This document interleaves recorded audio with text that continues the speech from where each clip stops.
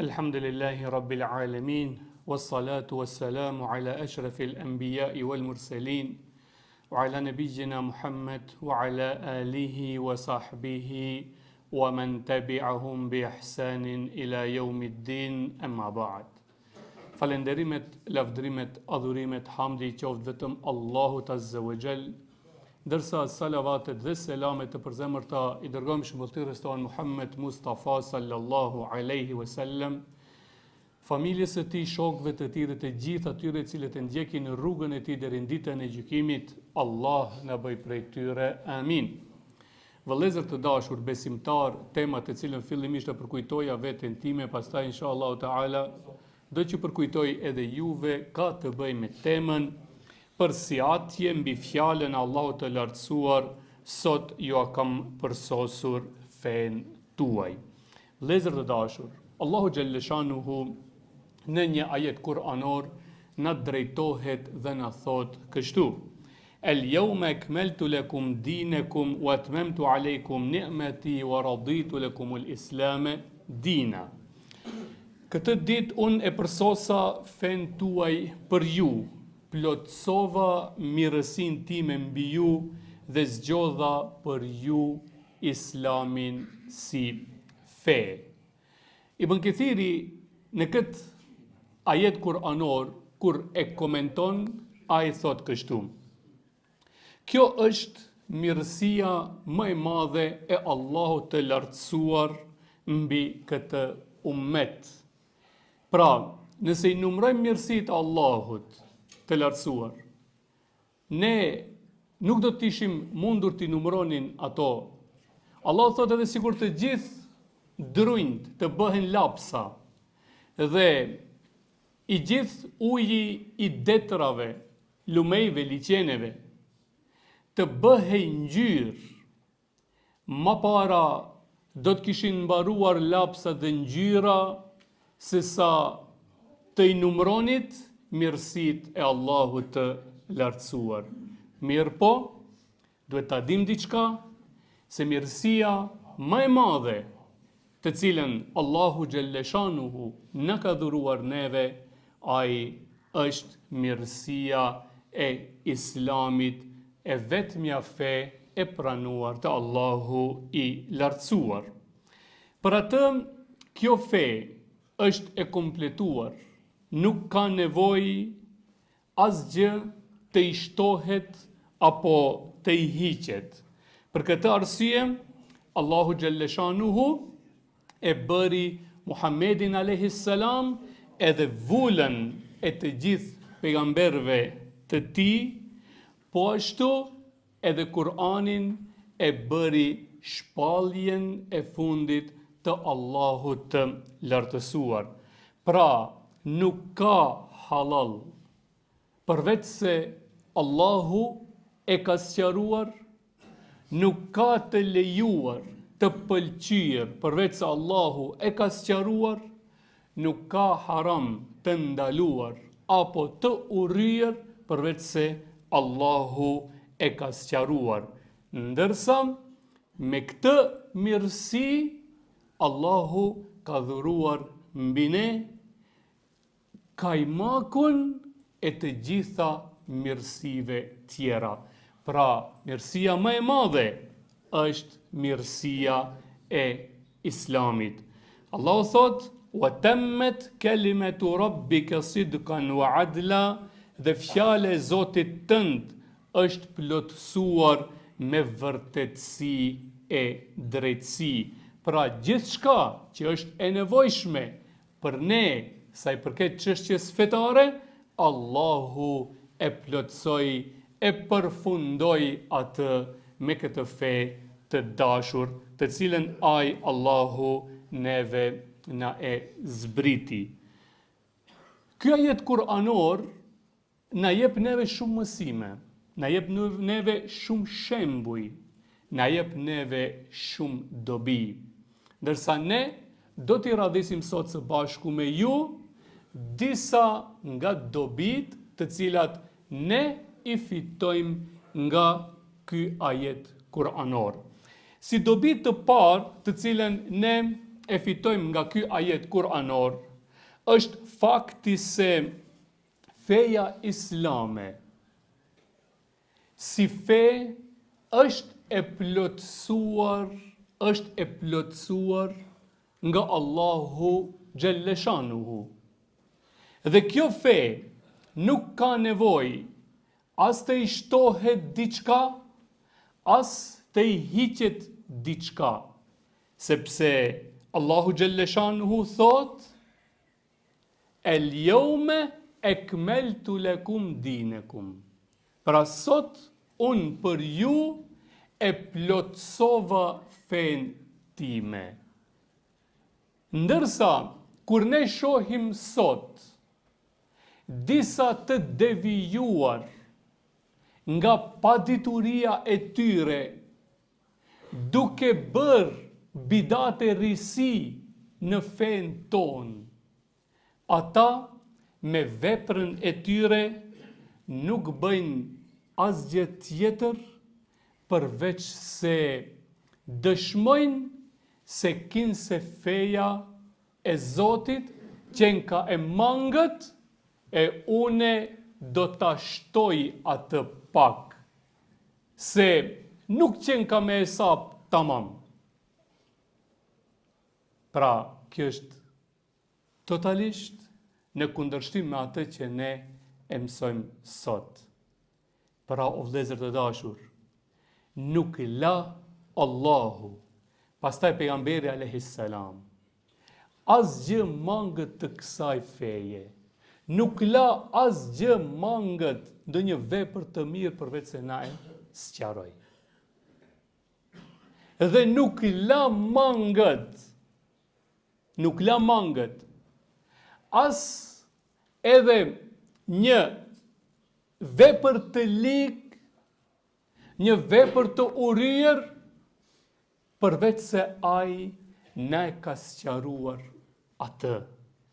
Për atë nuk ka më mirë se sa të praktikojmë, ta ndjekim, ta jetojmë islamin ashtu siç e jetoi Muhamedi alayhis salam dhe shokët e tij, për të cilët Allahu Gjelleshanuhu garanton me Kur'an që është i kënaqur me to. Mirë po, edhe diçka të rëndësishme. Sot ne dëgjojmë plot njerëz të cilët thonë edhe shumë e përdorin edhe gjikojnë kjo bidat, ajo bidat, ajo tjetra bidat.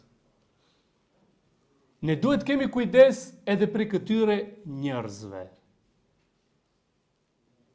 Mos të zhytemi pas tyre, porse vërtet të adhurojmë Allahun e lartësuar, të praktikojmë sunetin e pejgamberit alayhis salam, ashtu siç e praktikoi ai fen e tij, as duke mos e shtuar, as mos duke tërhequr diçka nga saj, ashtu siç e praktikuan sahabët, shokët e tij, edhe e kuptuan dietarët, të cilët bazament të normave e kanë pasimin e Kur'anit, sunetit pejgamberit alayhis salam, ashtu siç e kuptuan sahabët e tij.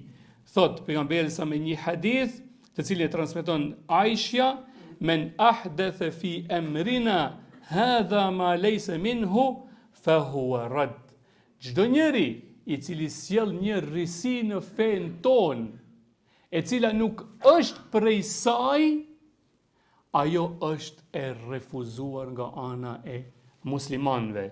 Pra, nuk ka mirësi më të madhe se sa ta praktikojmë fen, ta jetojmë fen ashtu siç e jetoi Muhamedi sallallahu alaihi wasallam dhe shokët e tij, pra sahabët e ndershëm të tij.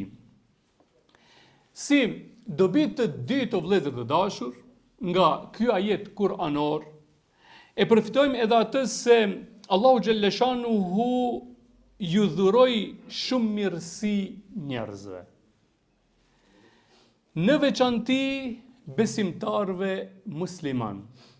Mirë po, mirësia më e madhe të cilën Allahu u adhuroi besimtarve është dërgimi i pejgamberit alayhis salam si pejgamber të tij dhe Kurani si shpallje e tij dhe Islami si fe e Allahut të lartësuar.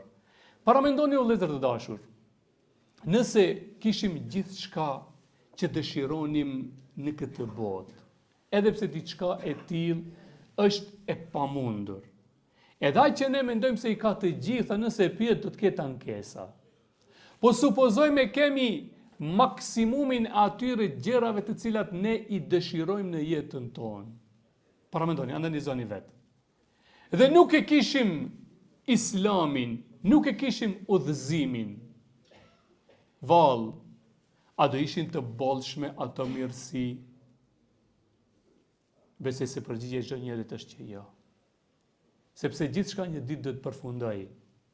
Ndërsa Islami është ai i cili më jep kënaqësi edhe në këtë botë edhe në botën tjetër.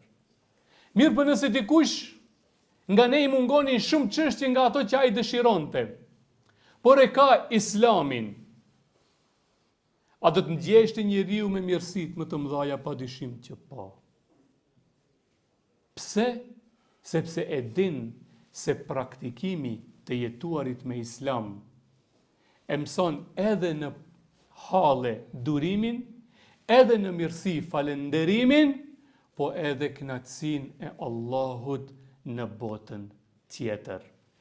Argument më i mirë se Islami është mirësia më e mirë, begatia më e mirë e Allahut për ne janë njerëzit e Gazës. Jetojnë në shatore pa asnjë kusht jete, madje me shatore të përmbitura nga uji, vërshimet, në atë ftohtë të acart, edhe përsëri thot elhamdulillah për gjithçka. Pse? Sa ata e din, e kanë kuptuar se vërtet Islami është mirësia më e madhe. Gjithçka tjetër mundesh me e pas, por mundesh me e hub, mundesh edhe mos me e pas hiç, po edhe ta kesh, po e shef se nuk qenë ka edhe qaq sa e kam paramendu unë. Përse Islami kënaqësinë që ta jep vërtet ajo në bën të qartë se kënaqësia, begatia, mirësia më e madhe e Allahut është që ai na ka dhënë Islamin. Për atë Allah thot: "Wa raditu lakumul islame dina." Zgjodha për ju Islamin din. Allahu në Kur'an thot: "Laqad manna Allahu 'alal mu'minin."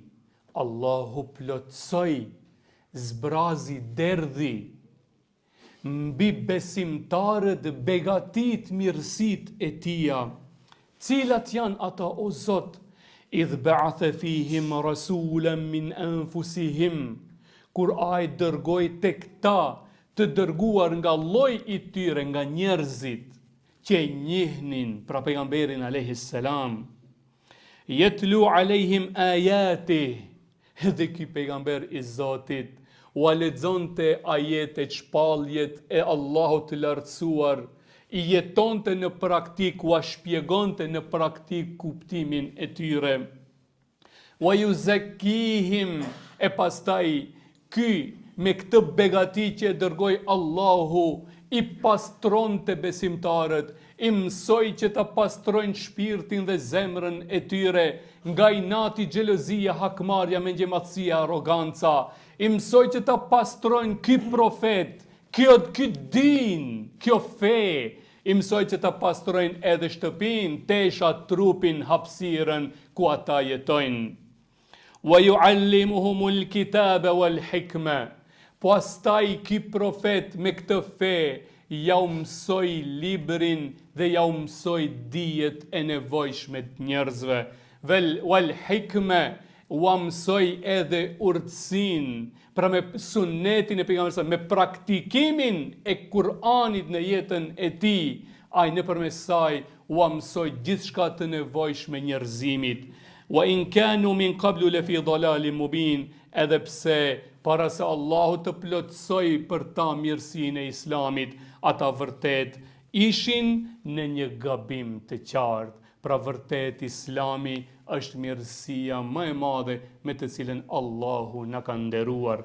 Ne sot dëgjojmë fatkeqësisht disa kështu thojza mendime, supozime se kinse Islami na qenë ka feja më e re. Diçka e tillë as pak nuk është e saktë, sepse vjetërsia e fesë nuk matet me vite o të shtrenjtit e mi, por sa ajo matet me përmbajtje. Nëse e lexon Islamin, gjithë shkruajnë se ka ardhur me Muhammedin a.s. vitin 610. Por nuk është e vërtet. Nuk është e vërtet. E vërteta është që Islami është që nga njeriu i parë në tokë dhe do të mbetet e vetmja fe deri në fund të kësaj bote. Argument për këtë kemi faktin që vjetërsia e fesë nuk matet me vite, por se me përmbajtje. Nëse lexojmë Islamin, ne do të shohim që ati shpjegon nga njeriu i parë, pra ky Islam që ka qenë nga njeriu i parë. Ati të shpjegon civilizimet, kulturën, ati shpjegon edhe fen, e që të regon se e vetmja fe e pranuar të Allahu është Islami. E vetmja fe që ka qenë prezente të pejgamberët e ti, është vetëm Islami. Ndërsa çdo fe tjetër në esencë, në të shumtën e rasteve, është produkt njerëzor, ose i përzier me elemente të fesë son islame. Si dobi të tretë, o vëllezër të dashur, që e përfitojmë nga ky ajet kuranor, është edhe ajo se Allahu xhelleshanuhu e zgjodhi Islamin fe të vetme të pranuar të Allahu xhelleshanuhu. Thot pejgamberi alayhis salam: "Men qala hina yasma'u al-mu'adhdhin ashhadu an la ilaha illa Allah wahdahu la sharika lahu wa anna Muhammeden abduhu wa rasuluhu." Kur e dëgjojmë muezinin, edhe kur thot ashhadu an la ilaha illa Allah wa anna Muhammeden abduhu wa rasuluhu, dhe ne e themi këtë, pastaj e vazhdojmë duke thënë raditu billahi rabba wa bi Muhammedin rasula wa bil islami dina gufira lahu min dhanbi. Dhe pastaj thot që jam i kënaqur që Zoti im është Allahu, pejgamberi im është Muhammedi alayhis salam, dini im është Islami.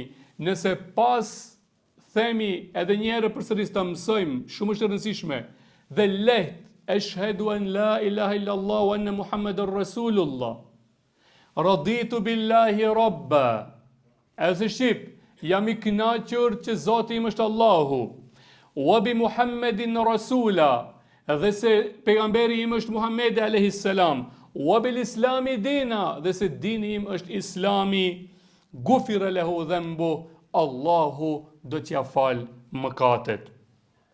Dobi tjetër, o vëllezër të dashur, kemi edhe atë se normat e kësaj feje, pra Islamit, janë të plotësuara dhe nuk ndryshojnë kurin e kurës, sepse janë norma të kompletuara, të vlefshme, sa të jetë jeta e gjatë dhe sa të ekzistoj njerëzimi, pa marrë parasysh kushteve sociale, fizike, politike, ekonomike, financiare, shkencore, normat e Islamit janë aktuale, jetojnë gjithmonë, janë universale, janë për çdo kohë dhe janë për çdo vend dhe janë për çdo situatë.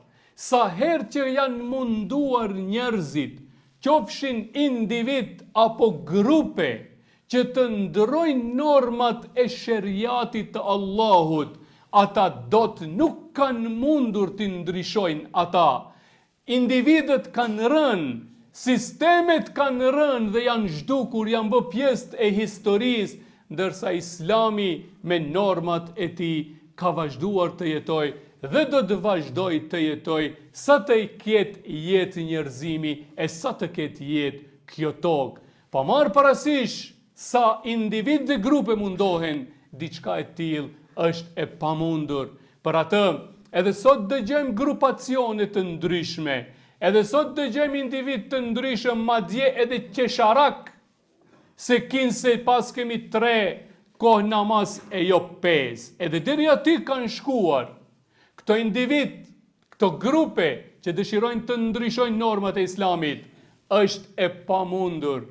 Allahu gjithmonë do të çojë burra dhe gra, të cilët do ta mbartin këtë emanet me ligjet, normat e Allahut, të cilat kanë qenë që 1400 vite dhe do të vazhdojnë që ata të jenë. Mirpo, ajo që është e rëndësishme, ne të bëjmë kujdes, mos bëhemi pjesë e këtyre grupacioneve, por se të rrim bashk me xhamatin e muslimanëve, të rrim bashk me grupën e madhe të muslimanëve dhe së bashku edhe si individ, edhe si grup, ta mbartim këtë emanet fen Allahut, ashtu siç ka ardhur tek ne brez pak zbrezi, ta përcjellim edhe në brezat e ardhshëm. Kjo ajet kuranor, ku Allah thotë el-yawma akmaltu lakum dinakum, sot plotësova për ju fen tuaj, wa raditu lakum al-islam dina, dhe zgjodha islamin për fe. Ky ajet është në ajet të cilat ka zbritur nga të fundit, dhe është interesant e rëndësishme që ky ka zbritur në Arafat, kur ka qenë ditë e xuma dhe ka thënë hutben e Arafatit pejgamberi alayhis salam, dhe 81 ditë pas këtij ajeti edhe vetë ka ndruar jetë Muhamedi sallallahu alaihi wasallam. Lusë Allahun e lartësuar me emrat e tij të bukur dhe cilësitë e tij të larta, të na bëjë të dashur tek ne, tek fëmijët tonë dhe të mbar besimtarët musliman Islamin ashtu siç është, na jep motiv, na jep kurajo që ne ta mbrojmë, ta jetojmë atë me normat e tija, pa marrë parasysh situatës, gjendjes dhe vendit ku ne gjendemi. Amin. Wa akhiru da'wana, alhamdulillahi rabbil alamin. Al-Fatiha.